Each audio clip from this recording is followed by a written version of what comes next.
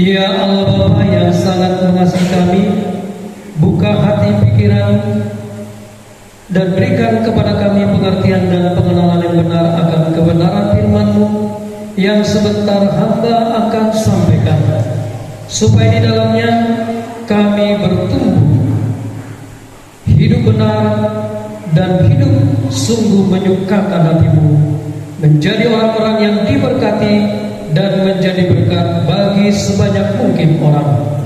Pakai hamba-Mu menjadi saluran berkat-Mu. Kami siap dalam nama Tuhan Yesus. Haleluya. Amin. 1 Samuel 2 ayat 1 sampai 10. Belajar dari kehidupan Hana. Belajar dari kehidupan Hana. Jemaat Tuhan yang terkasih, kalau kita mendengar kata belajar, ada hal yang harus kita mengerti dengan baik.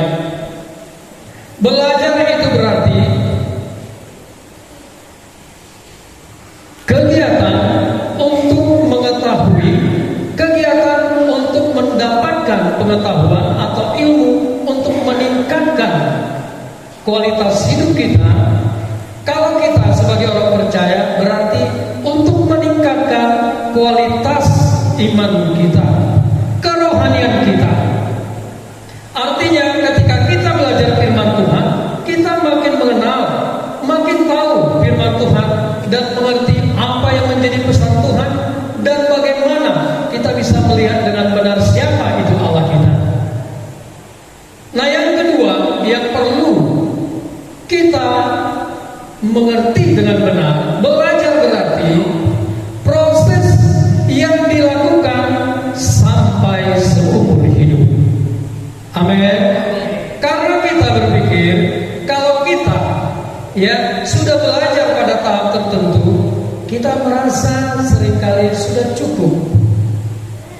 Amin. Ini sering terjadi sehingga apa?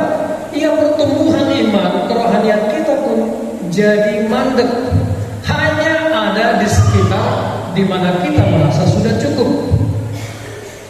Coba perhatikan, siapa di dunia ini, dan kalau diberi kesempatan mungkin ribuan tahun, saya mau tanya, bisakah kita mengenal, memahami Allah kita? Kalau bisa, saya bilang, saya tidak perlu Allah, karena saya sudah tahu siapa Allah. Mengerti? Gak perlu lagi Tuhan Yesus. Bahwa Allah Tuhan dari Yesus ini anak pola marsianya di mana? Amin.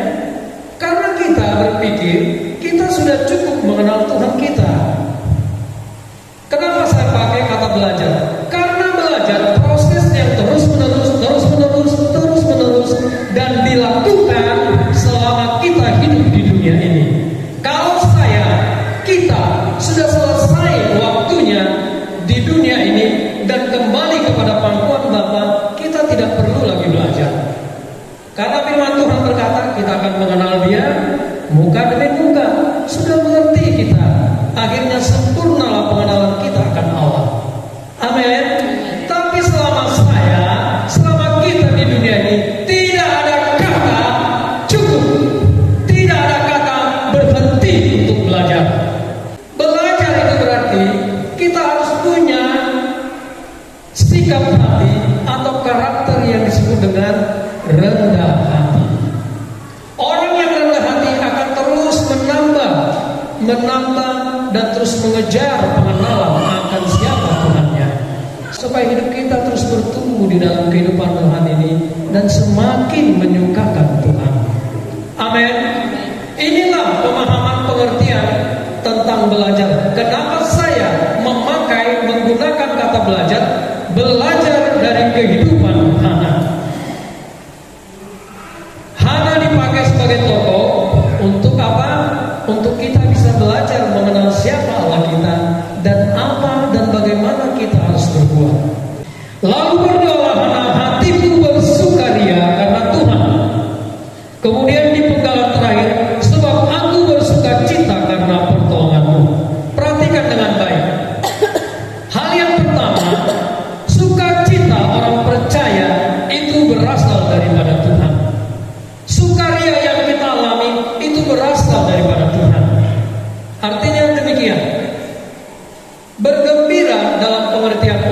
ya setiap orang bisa bergembira. Tapi yang disebut dengan bersukaria, bersukacita itu adalah karena Tuhan, karena karya Tuhan di dalam hidup kita. Orang bisa ketika punya uang dia bersukaria, gembira, semangat, ya dari pagi sampai sore parlente terus, ya kemana-mana luar biasa, senyum sana sini, alhamdulillah dompet. Nah, tapi bagaimana ketika dompet kita sudah tipis? Bisa nggak kita bersukaria? Bisa nggak kita sukacita? Kebanyakan orang kalau dompetnya sudah kering, tipis, mulai bersamaan dengan tipisnya dompet, tipislah sukarianya, tipislah sukacitanya, wajahnya pun mulai tipis, ya, yang tadinya muka apel, jeruk, ya, lemon, akhirnya apa? Berubah menjadi kates yang sudah mulai melonyok. Jangan seperti itu, amin. Amin. Itu membuktikan kalau sukacita yang sejati, kita bersukaria itu karena Tuhan. Amin. Jadi kalau kita mau sehat, sebenarnya lebih sehat di dalam hidup ini, karena sukacita sukaria itu akan membuat tubuh kita semakin sehat. Bukan berarti kita tidak bisa sakit, mengerti ya? Tapi sukacita itu akan melahirkan imunitas tubuh yang lebih tinggi. Hana bersukaria karena Tuhan memberikan dia seorang anak. Doa-doanya dijawab Tuhan. Kalau kita lihat pasal pertama, bagaimana dia berdoa, menangis, yang merintih, dan bahkan tidak bisa lagi mengeluarkan kata-kata, hanya komat kamit, sampai Imam Eli berkata, ya udahlah, berhentilah kau dari mabukmu. Amin. Tapi sebenarnya dia bukan mabuk, cuma dia nggak tahu lagi bagaimana menumpangkan isi hatinya karena penderitaan, karena penghinaan, karena cemooh penghinaan yang dilakukan madunya, yaitu Penina. Bayangkan selama dia belum punya anak, terus menerus mereka satu rumah, terus menerus ada hal-hal yang dilakukan Penina untuk menyakiti hati seorang Hana. Amin. Jadi sukacitanya meluap, kegembiraannya meluap, pujian-pujian yang dinaikkannya itu karena dia mengalami karya Allah di dalam hidupnya. Amin. Ini perlu kita renungkan, teman-teman. Artinya kalau ada masalah dalam hidup kita, mari belajar berhenti sejenak untuk merenung. Kita mengalami benturan-benturan, hal-hal yang buruk, hal-hal yang membuat kita menderita, hal-hal yang menyesatkan kita. Pertanyaannya, karena apa? Siapa yang menyebabkan? Sukacita yang sejati itu adalah pemberian dari Tuhan Allah.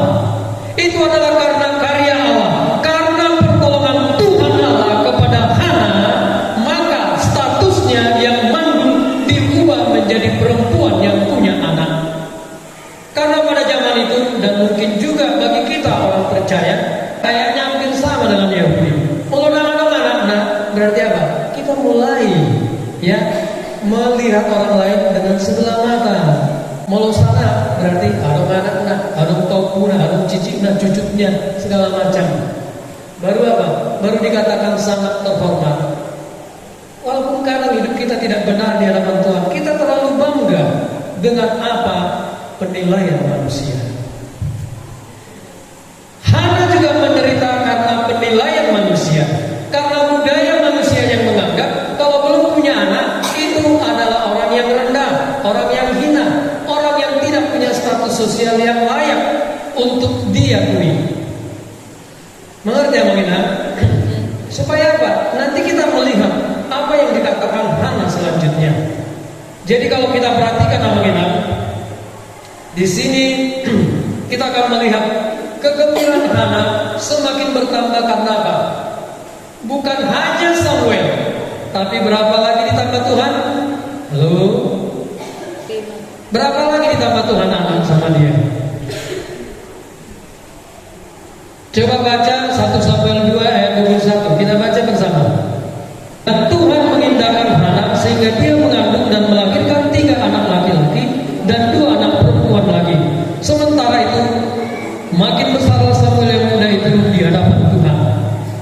Jadi sukacita kita di dalam Tuhan karena Tuhan itu akan menambahkan di hari-hari ke depan sukacita yang lebih besar, berkat-berkat yang lebih besar. Masih ingat apa yang dikatakan Yesus? Setiap perkara kecil akan diberikan perkara yang besar, tanggung jawab yang besar. Setiap mengucap syukur akan hal-hal yang kecil yang Tuhan anugerahkan kepada kita, maka percayalah, kita harus menantikan dengan iman, maka sukacita, berkat-berkat yang besar itu akan Tuhan limpahkan atas kita. Jadi kuncinya setiap perkara kecil. Kalau hal-hal yang sepele aja kita tidak melakukannya dengan setia, mau bagaimana Tuhan memberi perkara yang besar? Mau bagaimana Tuhan memberi tanggung jawab yang besar? Lihat kehidupan Yusuf. Dari kecil-kecilnya dia setia, dan akhirnya menjadi wakil dari Firaun, tangan kanan Firaun. Itu tidak serta-merta langsung tangan kanan, prosesnya luar biasa. Jadi yang mengenal, kita harus belajar untuk menerima proses itu dengan belajar untuk mengucap syukur, bersuka cita kalau ada hal-hal kecil Tuhan anugerahkan kepada kita. Ingat prinsipnya, ketika kita bersyukur, ketika kita bersuka cita, ketika kita setiap perkara kecil, maka yang besar itu akan Tuhan anugerahkan di hari-hari dan waktunya Tuhan yang tepat untuk setiap kita. Amin. Ini harus menjadi keyakinan iman di dalam diri kita. Ini harus membuat kita menjadi orang yang kuat menanti, tapi tanpa mengeluh, tanpa bersungut-sungut, tanpa menggerutu, tetapi mengucap syukur kepada Allah. Amin. Masalah tidak bisa kita hambat, tidak diundang pun itu akan datang. Kesulitan, kesukaran, bahkan penderitaan seringkali Tuhan izinkan, tapi gunanya adalah untuk kepentingan kita, untuk kemajuan kita. Amin. Ini yang pertama yang perlu kita lihat, ya. Yang kedua, perhatikan dengan baik. Peninggian datangnya dari Tuhan. Lalu berdoa Hana, katanya, hatiku bersukaria karena Tuhan. Yang kedua, tanduk kekuatanku ditinggikan oleh Tuhan. Tuhan membuat miskin dan membuat kaya. Ia merendahkan dan meninggikan juga. Ia menegakkan orang yang hina dari dalam debu dan mengangkat orang yang miskin dalam lumpur, untuk mendudukan dia bersama-sama dengan para bangsawan dan membuat dia memiliki kursi kehormatan.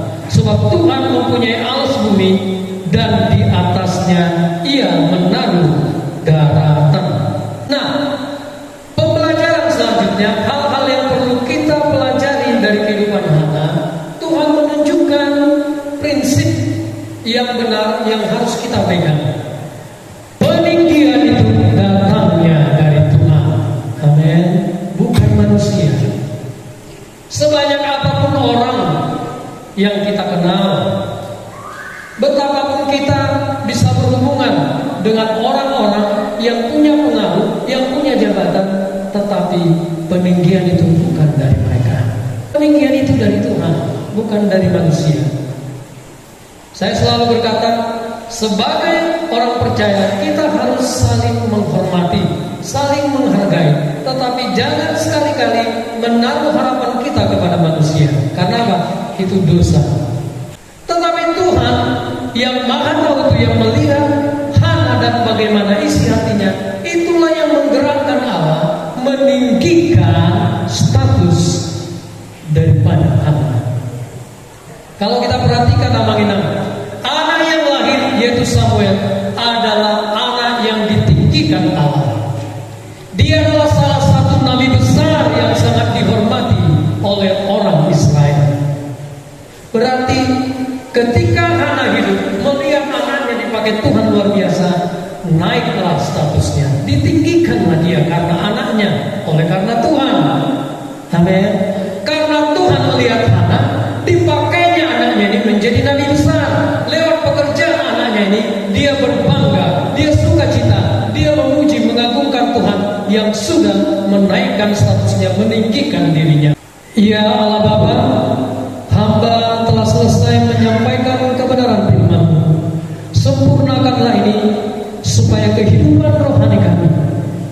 iman kami semakin meningkat kualitasnya, dan hidup kami sungguh semakin menyukakan hati-Mu.